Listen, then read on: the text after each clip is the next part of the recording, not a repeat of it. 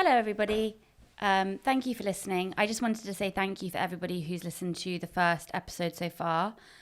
It's been very interesting to see what it's like to release a podcast, hasn't it? Yeah, it's been really interesting. What's your main take with podcasts, Bebe? I guess maybe it's an insecurity thing, but I thought given that there are so many podcasts out there that people wouldn't really respond particularly to it. I mean, because it seems like there are so many and whatever.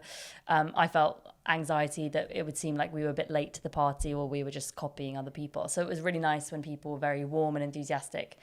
Also, do you listen to many podcasts? I do. I only have a few that I listen to. I'm not somebody that seeks out new ones actively. Our brother Jamie, he sends me podcasts occasionally, and then I'll listen to that for a few months. I don't tend to reach out for new podcasts. So I guess I assumed everybody was as stubborn as I was. So it's really nice to see that people are like warm open to and new receptive. Podcasts. Yeah. Alfie, when he wakes up in the morning, he has notifications about which podcasts are coming out. Wow. He goes to sleep listening to podcasts. That's cool. He listens to the same Liverpool football podcast every night. I generally seek out people that I like who have been guests on podcasts. And I have never really been a loyal follower of any one in particular.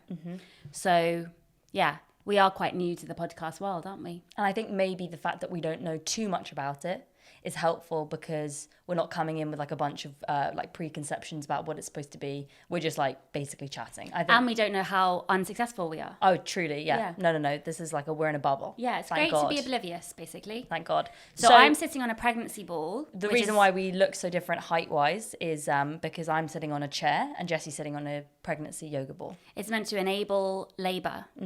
Or enable engagement of the baby in labour. And I am now quite far along in my pregnancy, so labour isn't too far away. The baby isn't engaged yet, though. Do you know what that means? No.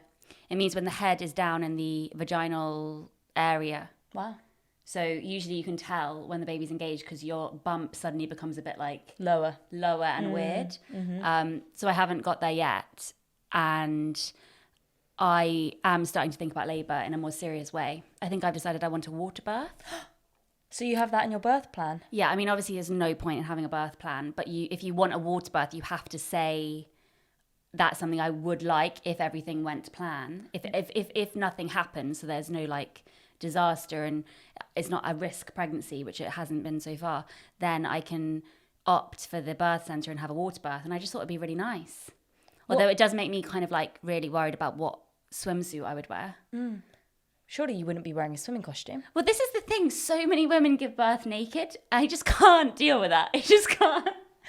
I guess it is already pretty exposed. You might as well try and retain any kind of little shred of dignity that you can have left. Well, it's weird because with both Donnie and Margot, I wore a huge old woman's nightie, but it was like retro and cool. Yeah. So I thought I'd wear that again, but it was actually, I remember giving birth to Margot in the height of it and being really worried that my outfit choice was going to affect the birth because they had to keep wasting time hoiking up my Aloha Hawaiian nightie. And I thought, oh, imagine if I've like done something bad that like, you know, because it was a distraction for them and they lost time. So I don't know if I'm going to do that again, but I don't want to wear just like a bra. But why would you want to give birth in water? Well, I want to give birth in water because I just think it will be a bit more like, apparently it eases pain. Okay. The other funny thing about when I gave birth to Margot, I had a full Brazilian wax. Like, so I had, Hollywood, like no hair whatsoever. Why? Well, because I just was, was like, I don't know. I was weird. Anyway. You wanted Margot to come out and be like, Mama was sexy. No, but honestly, the midwives and the doctors looked at me like that was horrendous, what I just said. I'm sorry. The doctors and the midwife looked at my vagina like it was the first vagina they'd ever seen without hair. So I was quite like, guys, come on. They were taken aback, clearly. They were really taken aback by how bald it was. Anyway, so I'm thinking of doing that again because I think it did make things clearer. Yeah. With your vagina. You can see things more clearly. Yeah, cool. Yeah. So I'm doing that again. Great. What else? Birth and a bald vagina. Okay. So you really don't like this discussion, do you? I don't like talking about vaginas. No. I don't like talking about vaginas either, but I think it's important that people do talk about Sure, vaginas. not because I think there should be any stigma, and I think that they're all wonderful and beautiful and whatever, but I also find it funny and embarrassing. So I just find it difficult when women say they're beautiful, though. I'm sorry. I think it's an interesting divide in feminism where it's like one half of people think that you should be completely open and embrace everything about female sexuality, which I do believe in, but I don't necessarily think that means being crude or like talking about things that you wouldn't necessarily otherwise say in order to try and prove some sort of a point. I don't think I'm more of a feminist if I'm like talking about things in a particularly unladylike manner. I know a lot of people don't agree with that like idea. No, it's very on your age group right now, because a lot of, there's a lot, people are much more open about talking about things like masturbation, like, and all of that, like vulvas. Which people are much more open. It's like a daily vocabulary now, which would have just been so shocking when I was your age. Like it wouldn't have. Maybe I was very sheltered, but like it is. We're much more open now. Yeah, and I think that there's a place for it because it does destigmatize, and I don't think there should be any shame around female sexuality. But at the same time, I don't think in order to be like a valid female who believes in equality that you have to talk about things in a way that like makes you feel uncomfortable, because personally for me it's just like it's not something that I do like to talk about. But I don't think anyone likes to talk about it, but I think it's just something that comes up. I think some people do really like to talk about in this podcast. I think that you enjoy talking about your vagina. No, we haven't. I genuinely don't. I also really don't like saying the word vagina. Nor do I, but what other word is there? It's really hard, and it's really hard with Margot to like say what it is. So we call it a mini, but then she just says it all the time. Yeah, she does say it all the time. She is going to be one of those people that loves to talk about it. That's really, really worrying. She's going to be a big feminist on Instagram in a few years. She is, I can tell. Anyway, so what else have you been up to recently? So I found my diary, which we talked about in episode 2. Great news. But I've been so stressed with writing my book that I haven't really been as fastidious about documenting every single thing that my kids do in my diary in the last few days, and it does make me feel slightly off kilter. And I do find that when I am more disciplined about writing my diary, I'm a better writer. So I think I've got worse, and I think my book's going to be worse for it. Do you think that most novelists are fastidious diary writers? Well, I recently read a book which I gave to you and I think you just ignored, called Negative Capability. I've been reading that. It's really good. But it's a bit like she's out of our age. We wouldn't usually read somebody. It's a story about a middle-aged woman. Yeah, I really like reading. I really like reading writer memoirs. Although I quite often really enjoy the memoir and then read their fiction and don't enjoy it nearly as much. Yeah. Oh God, there's so much fiction I really dislike. But then you read about the writer's life and you're like, oh my God, you're fascinating. Yeah. So I prefer knowing that kind of thing way more. I like it when I feel like I'm getting to know the writer. Anyway, this writer, she writes about her journey as her novel is rejected by her publisher, and she writes kind of the journey of getting that novel rewritten in order for it to finally get published, and then goes through kind of January, February, March, April, May, June, July, August, September, October, with like details of what's happening in her life as she's also trying to rewrite this novel. It's really interesting, but why did I bring that up? I was saying that because do you think that writers are diary writers? I don't know. It definitely is. Because the nature of my book is very confessional anyway, even though it's fiction. It's just natural for me to also write natural honesty or whatever about my life that's just the way I write. I can't imagine people who just sit down and write creatively for like about imaginary things.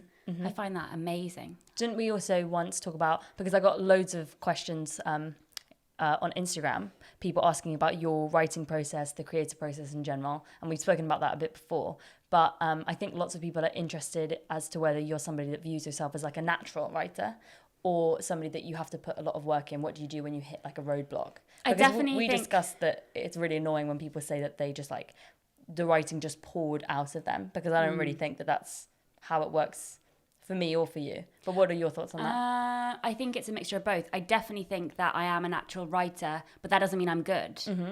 My natural inclination is to sit down and write about how I feel or write about things that happened. I don't have the same interest in writing about, like I would have no interest about writing about sci-fi or, fantasy. So there are different types of natural writers. I think my instincts have always been there to write down everything I feel since I was very, very young. But the thing is, I think this is something that I have to now really consider with this book coming out next year, because it is a novel and people would assume that I wouldn't write a novel, I think. But because of Harry Potter and being in Harry Potter, that is the first thing that people will forever say about me. And that's amazing, and I'm incredibly grateful for what it's done for my life. But at the same time, it does mean that my book... Why are you smiling at me like that? Because I just remembered that article that I sent you recently, Daisy Ridley saying that she can't get cast in anything after Star Wars. And then the thing is, I get it, and it's like, I imagine that the stigma for that must be kind of difficult. It does carry her around. She's always going to be Star Wars actress. But at the same time, I read that and I was like, fuck you, Daisy Ridley. We could talk a long time about Daisy Ridley. I've seen her on the train so many times. She follows Bebe. She follows me around. She's Daisy, obsessed. Stop following Bebe. Stop following me around, okay? I saw you on the tube. You were wearing a little fedora, and I thought it looked cool.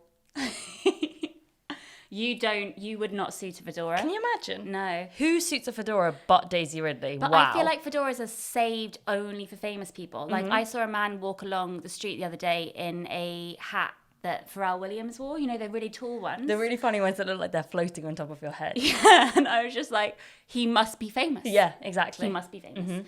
Anyway, so I find it difficult to accept that about Harry Potter and the branding that I'll always have, which is nothing in comparison to the lead actors, obviously. But it does mean that this book will go in the category of a celebrity, even though I'm obviously not a celebrity, but, you know, a minor celebrity writing a book.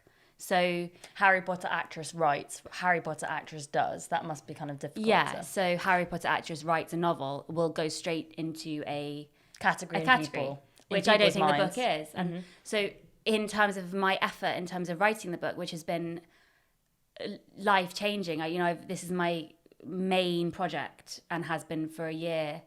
It's been building for a couple of years. I've always wanted to write longer form and consider myself a writer before anything else. Yeah. So the fact that the book is going to be probably put into the category that I really wish, I'm not saying, I think it should win a Man Booker Prize, because obviously I'm nowhere near that kind of caliber of writer. But at the same time, it is kind of like amazing that it's going to be deemed as something that you don't have any control over. Yeah.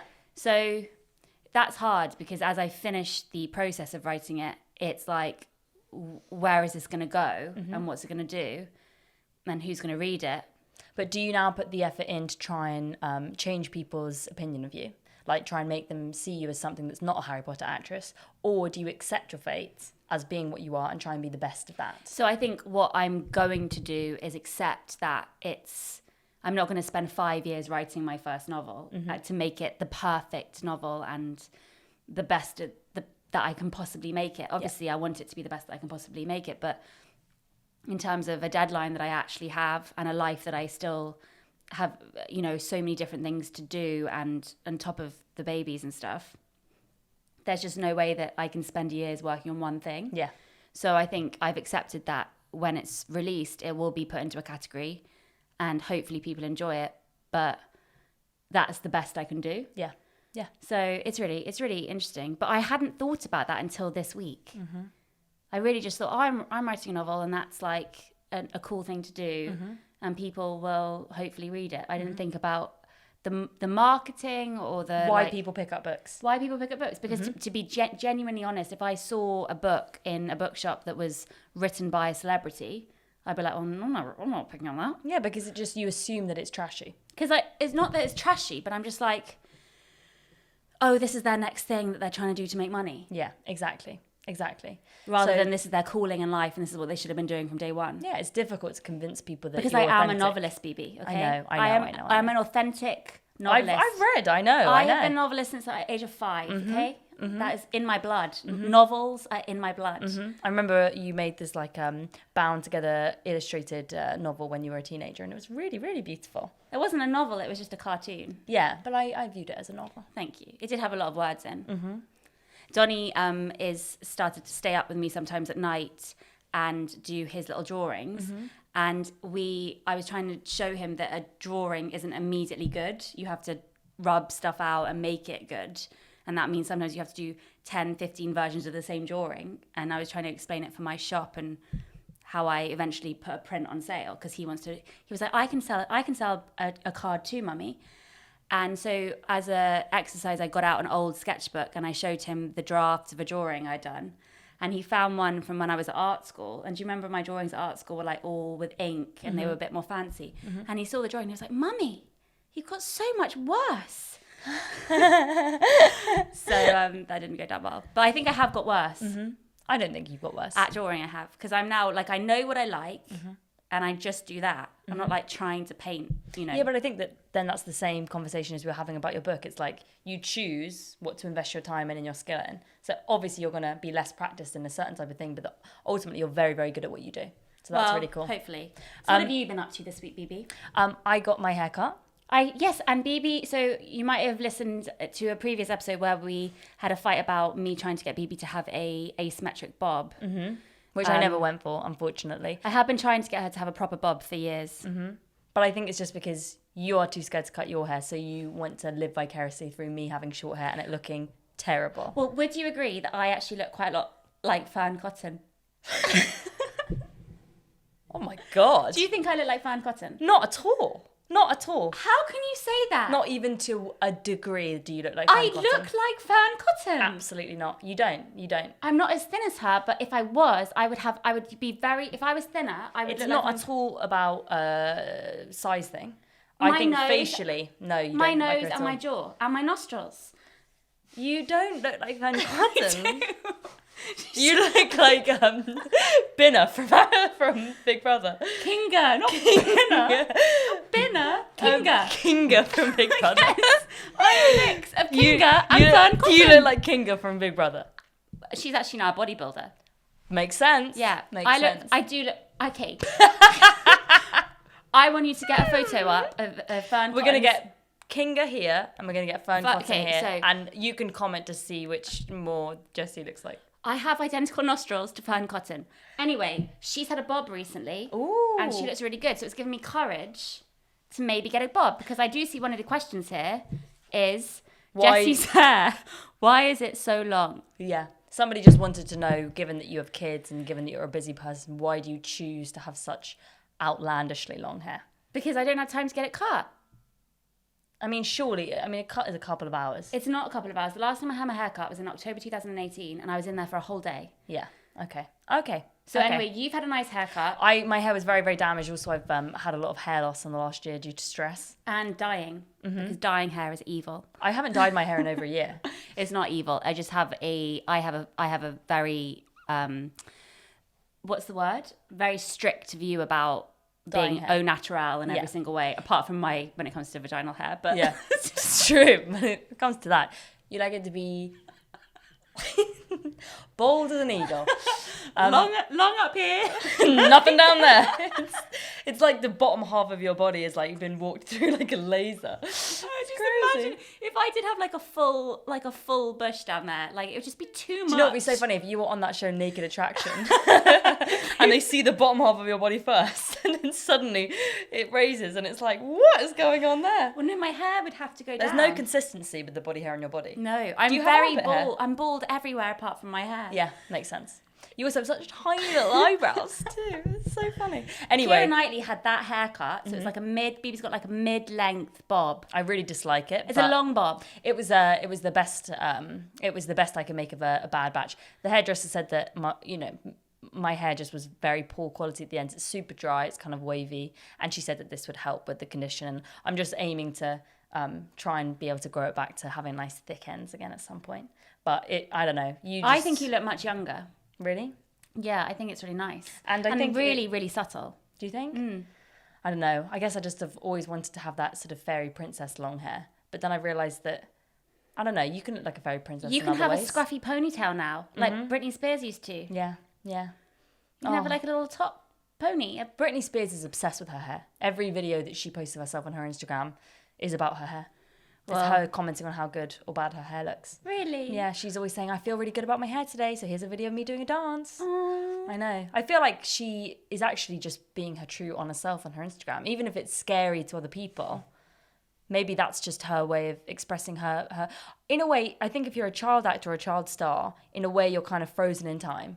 And she comes across incredibly sweet and innocent on her Instagram videos. So rather than people making this sort of rash judgment that she's crazy, maybe that's just what the inside of her soul looks like. Yeah. It's sweet little dance videos and her talking about her hair. Did you see the video of her jumping up and down in her exercise and then she broke her ankle? Oh no! Oh my God. It was so bad. It really looked like it hurt. Oh, that sounds awful. I have so much love for Britney Spears. Me too. I really do wonder though who is controlling her Instagram. I think one. she is. Yeah. I think she is. I think it's actually the first time in her life that she's had something that she's in hers. control of. And we're all a little freaked out. Yeah, because It's different than what we were expecting. But it's her. That's the real her. And we're being too judgmental. You can't watch Toxic and sing along to the words and then go on her Instagram and judge her. Yeah. You have to have both. I find it strange that she's her voice is like a baby. It's like a baby voice. She has a baby voice. But then I think because I can't control sometimes my voice. Hi, I'm Brittany, and these are the questions that everybody wanted to know. What's my favorite holiday? I think I like Halloween because I like to dress up and it's scary, and I like to scare people. What's my favorite book? That's what she sounds like. Anyway, She's so sweet. I'd like to have her as my daughter. I hope my daughter. I could just imagine her being my daughter. Don't you think? I wonder what what's Kevin his name? Federline. K-Fed, what's he up to now? Mm-hmm. Okay, so let's hit. We got loads of So questions. we were this talking week. about- Just don't talk over me, please. Sorry.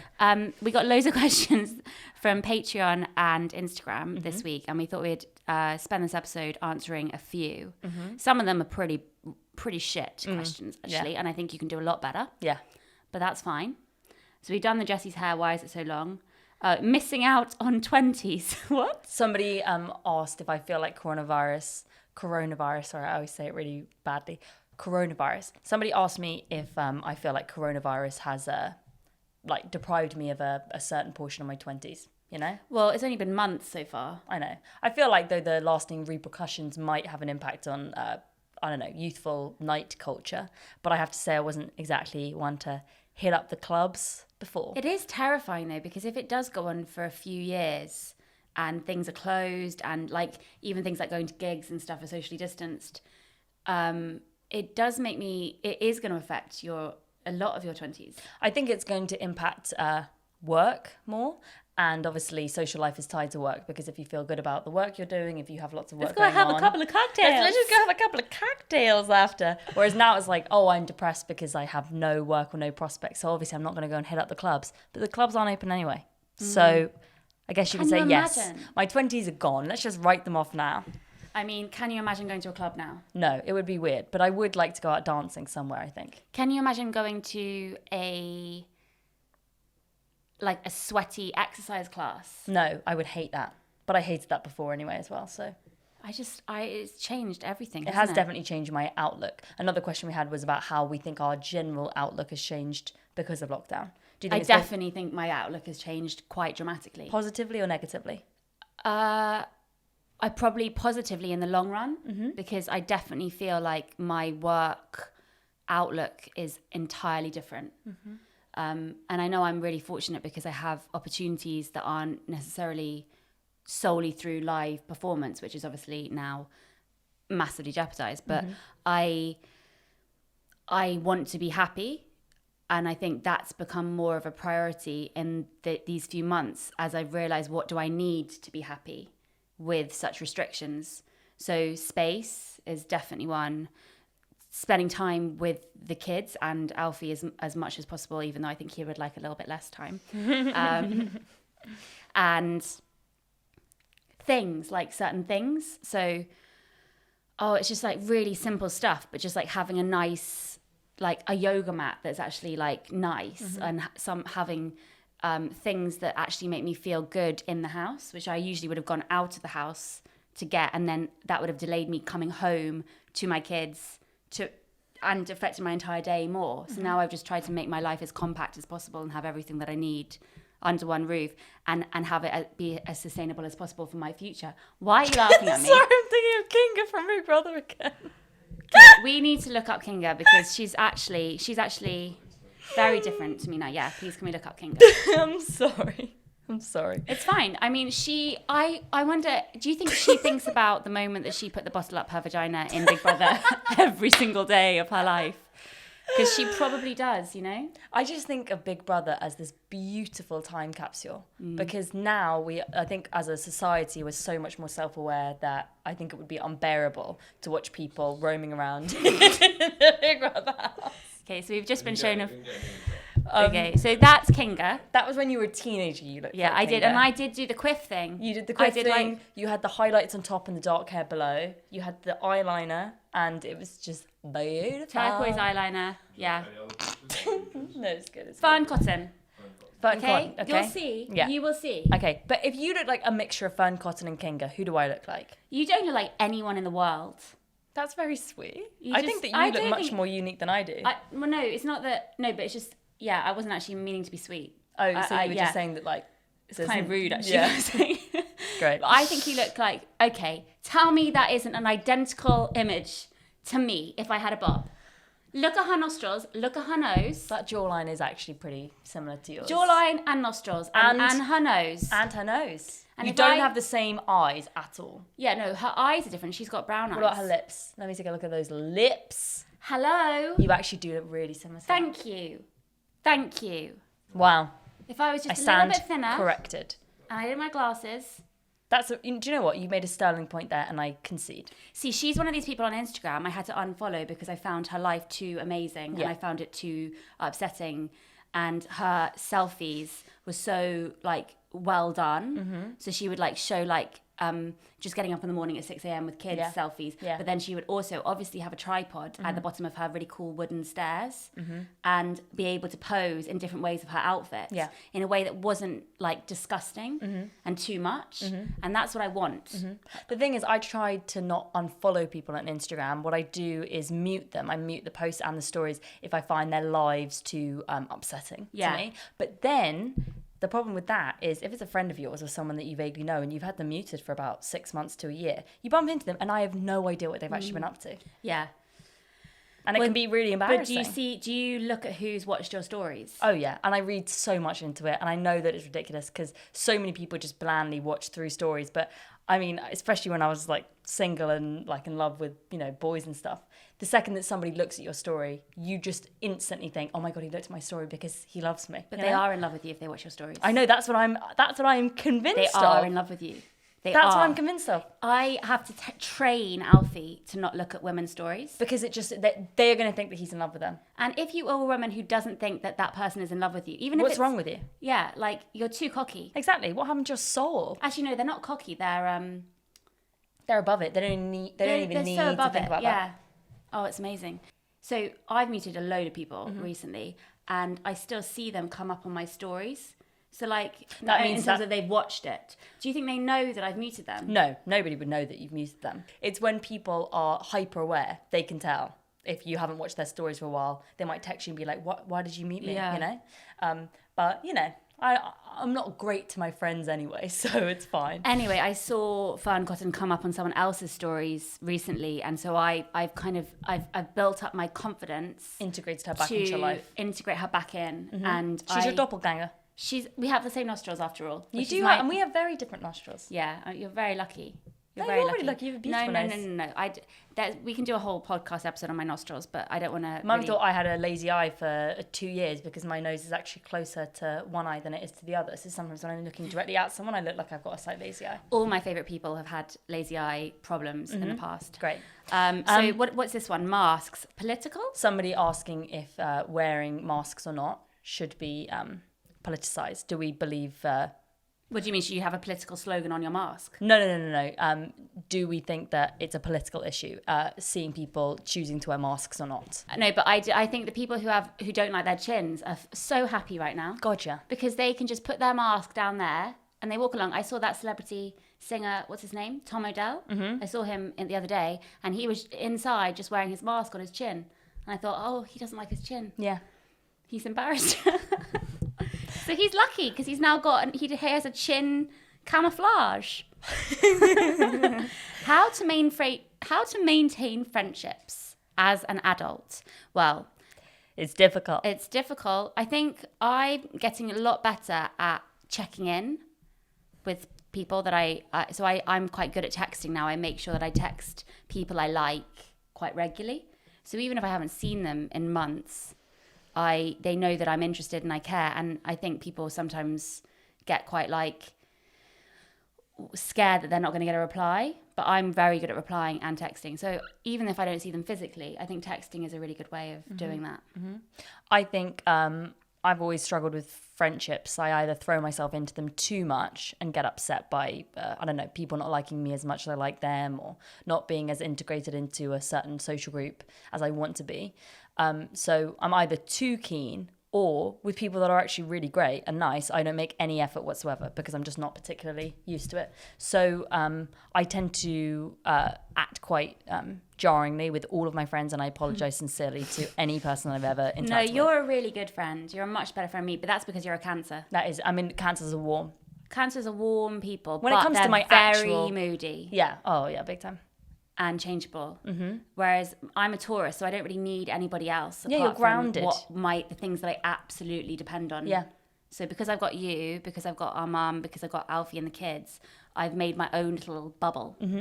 And then occasionally I let people in, and then I force them out again. Sure. I think that we are lucky that we have each other because we don't need other people as much. That was a question that I got a lot on Instagram. It's about our relationship, about the way that does working together affect our relationship? Is there rivalry between us? You know, do we compare ourselves to each other constantly? But I think because of the age gap and because of the way that we were raised, we've just come to build each other into our lives so much that sometimes we don't need friends as much as other people do because we have each other. No, and that terrifies me to think of an alternative because I depend on you so much. And I don't have any jealousy career-wise with you as well. Yeah. Great.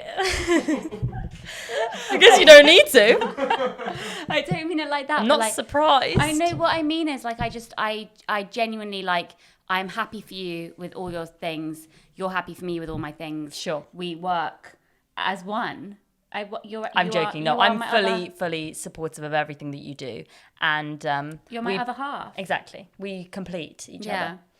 I do feel really sorry for siblings who hate each other because that's like it's such a hatred. It's such a particular type of hatred for when you're fighting with your sibling. Yeah, and if that's long term, I think that's really damaging. And I think given that what we've experienced, we now know the value of actually having a sibling in your life. No matter how complicated the relationship, you make the most of it because a sibling is like a special witness to the exact upbringing that you've had. There's like unique combination of parenting and environment and something that only people that you grew up with as a sibling would understand. Yeah, and I think that relates back to the lockdown outlook question because of what's happened to us with our brother, like nothing matters. No. As long as you're alive and you're relatively happy and safe, nothing else matters. The little things that you would have worried about before are just insignificant now. Yeah.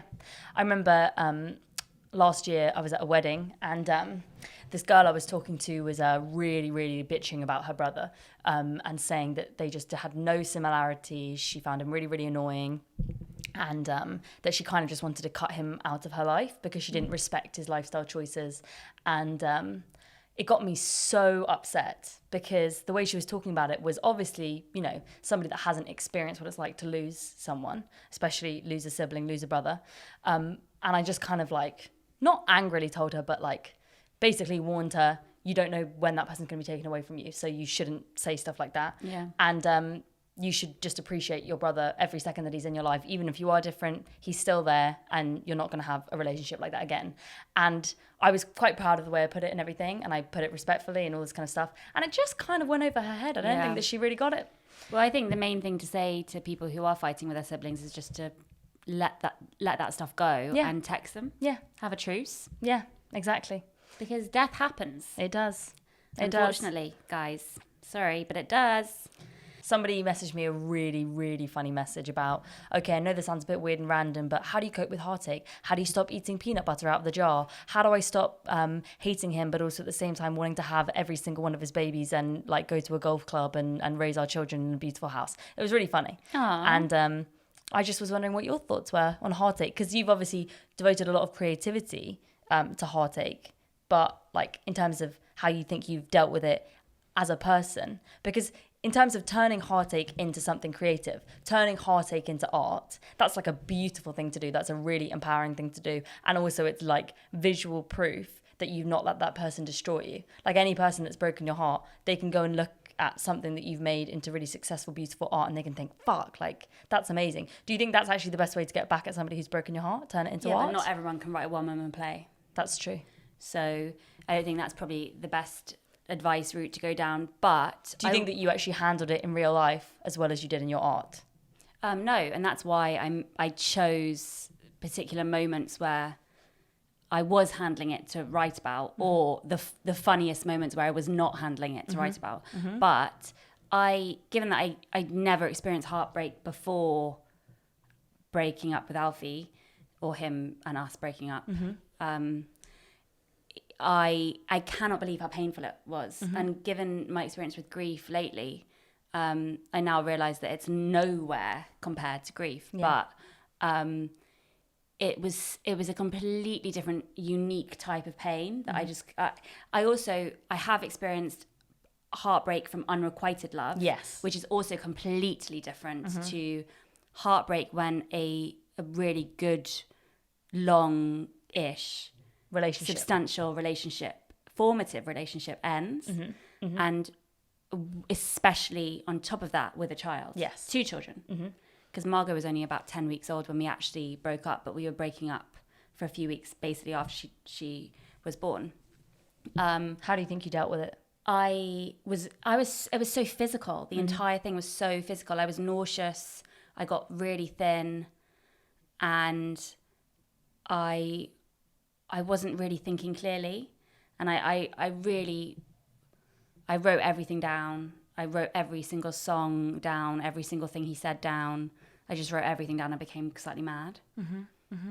But I think that was because the relationship wasn't meant to end. Yeah. So I mean, maybe in my future I'll have a relationship which is meant to end and I'll be able to experience a different type of heartbreak. But there are so many different types of heartbreak. Do you think that unrequited heartbreak was kind of more painful in a way? Yes, because you're also dealing with the rejection and the disappointment from your fantasies being just silly. You just feel so silly. Because it's not just pain that the person doesn't love you back. It's humiliation that you believe that they did, maybe, for such a long time. And when you see it as clearly as it is, that this person wasn't actually holding your hand because they fancied you. They were holding your hand because they felt so sorry for you for being so embarrassing. Yeah, I remember very vividly sitting next to a person who ended up rejecting me, and it being the worst unrequited love heartbreak I've had so far. I remember sitting next to him watching a show or something, and I was like positive that he was vibrating. Like because he was so excited to be next to me. I thought, oh my God, he's shaking. He's actually shaking. He fancies me so much that he's like literally quivering. He's like shaking. And I was like, it's okay. It's okay. Sexy thigh tap. But I just kind of did that at one point, and I think he didn't do anything with my hand on his leg. I think he was really put off. But I had cultivated everything in my head, and that was the main heartbreak, dealing with the fall from that. Why do you think he was shaking? Because he was just probably drunk a lot of coffee or something. Okay. Also, men do tend to shake quite a lot. They can't sit still. They can't sit still. That's an advice to all you young girls out there. Don't mistake a man's shake for his heart beating. It's just because men are very unstable. They can't sit still. They just can't sit still. So yeah, there's so many different types of heartbreak. You haven't ever experienced it, have you? You've only experienced unrequited heartbreak. Yeah, exactly. Yeah. And that was horrendous. I think horrible. because the high of thinking that I was in love with this person was so manically crazy. I remember sitting in the back seat of our mum's car, looking at her in the mirror and saying, "Mummy, we're going to get married." You genuinely, you went mental during that period of time. Yeah. I remember when he finally texted you back. Yeah. In that week. And also, you had made him up because he wasn't that great. No. He wasn't that great at all. But he's shown a bit of interest. Texted me a lot. And you just grabbed along. He was one of those early texters. Finds out who you are, meets this new person, texts you all the time. made me crazy. No boy had ever texted me in such a funny, cool, witty way. No boy had ever like gone out of his way to show such love and interest. And then when he asked me to help him out with all these administrative tasks, I thought, that's so exciting. He wants me to be in a part of his life. He respects my opinion and my values. And you're his wife. And I'm his wife now. Like, we do things together. We go to the office. Actually, this is a good topic, marriage. Because you are much more traditional with me in lots of ways. You believe in marriage. Sure. Yeah. I would and love... you want to get married. I would love to get married, yeah. Yeah. I would love it's it. just not going to happen for you, is I it? know. I know. It is. I can see it. I can see it. No. But it's like, I You think... want to get married. That's so pathetic. I know. That's so fucking But the thing is, I'm not sure that I love the idea of being, like... I don't really care that much about, like, the wedding and stuff. Which is, I think, what a lot of girls get caught up on, like the idea of what your dress is going to be like and the music and all this kind of stuff. I just really like the idea of being married, of like having somebody that you share this life with and belong to and stuff. It's so strange because I've never ever fantasized about it. Have you ever fantasized about your wedding? Yeah. Really? How recently have you fantasized your wedding? So sometimes, like, you know, Spotify shuffle, cool, let's see what happens. Maybe a nice romantic song comes on.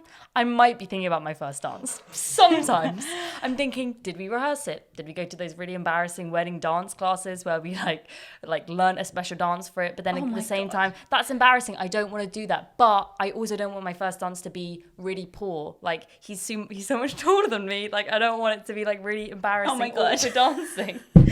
Sometimes I think about these things. It's so funny though, because even almost 3 kids in with Alfie, you're like, I wonder if he'll commit. Like, is he my boyfriend? Does he know my surname? I guess in a way it shows that I have quite a lot of self-confidence, despite how like cripplingly anxious and sort of insecure I am in other ways. This unfaltering belief that I have that I'm going to get married one day in a big romantic gesture is kind of symbolic of the fact that I do believe that I deserve to be married. But that's really nice. And I think I have been stamped out of that. Yeah, and we've come from a broken home in a way. So I think that anybody whose parents are separated, maybe subconsciously, even if you don't admit it yourself, is going to want some sort of like romantic unity. Yeah, but that's really interesting because I don't consider it a broken home really? At all. No. I just don't have any faith in any relationship succeeding. Okay. Any relationship, like apart from with children. Apart from people that I are in my life and I adore. Like I just can't see. I have such low hope in my life. Yeah. Great. It's so weird. Yeah. Because I've always been like that. I've always been so pessimistic about my future. Yeah.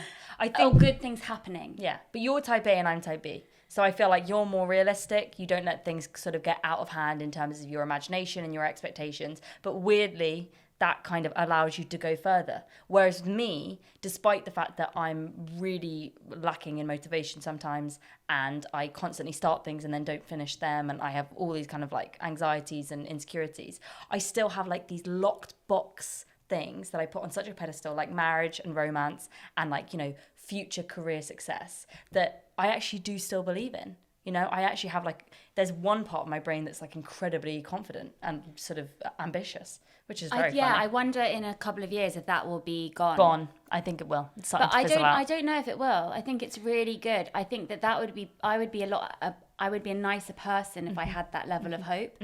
But it's funny because we were driving somewhere the other day and we drove past a place where I had seen someone ages ago going into a shop to try on a wedding dress.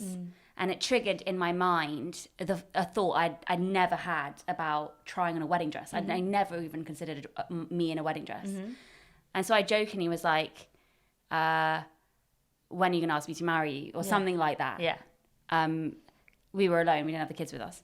Because they, funny enough, do talk about marriage a lot more than we do. They think that we're married, I think, which is so sweet. And Margot's at that age where she's like, she talks about weddings and films, and she wants me to practice wedding dances with her and do like wedding kisses. It's very, so you're seeing it from a completely other end, which is not that far away from you. No, it's exactly the same, actually. Anyway, so I said something like about marriage to him, and then it began a discussion about actually getting married. And I quickly realised that he absolutely does not want to get married. But like, I've always known that because he's been married before and stuff. And I know that he's a bit like, you know, traumatised maybe by the system of marriage and divorce. Even though he's, you know, he got married very, very young. And he had kids very, very young. I think he's just a bit tired. Yeah. I think he just needs to just slow down. Yeah, maybe. Yeah. Maybe. Anyway, so I was like, oh, right, okay. But it was so weird because I'd never thought about how nice it would be to get asked. It would be nice. Maybe it would be nice to be asked. You say... Yeah. It would be, wouldn't it? It would just be a nice moment. I mean, it would be flattering. I would ruin it. I would absolutely ruin the moment because I would laugh. Like when he told me he loved me for the first time, I laughed, and he was crushed, and he still brings it up. So I know I would laugh. But now we know he's not going to ask me, so it's fine. I think maybe the reason why you said that you never thought about it, never imagined yourself trying a wedding dress, never imagined yourself at a wedding, is because you didn't actually want to have to come to that conclusion if it was likely to happen or not. Not thinking about it is another way of not really dealing with it. Whereas with me, like, I don't know, I think about it a lot, or at least I think about it more than you do. But I'm like prepared for the idea that actually that could or could not happen. So maybe I'm more realistic than you are. No, I will not get married. So I'll never be your maid of honour? No, but I'll be yours. I better be yours. Of course. I don't have any friends. I'd be so good at organising weddings. Although I don't know any like names of flowers or anything. Yeah, I need to know. know them. I don't know what people do, you know, to like organise all the stuff and everything. I would like to have like a cool, if we did like, we could have a fake wedding. Yeah, where you don't sign anything legal. We don't sign anything legal. Yeah. Because then he would be fine with that because he likes drinking. Exactly. So he could just get drunk. Yeah, exactly. That'd be so fun for you guys. Yeah.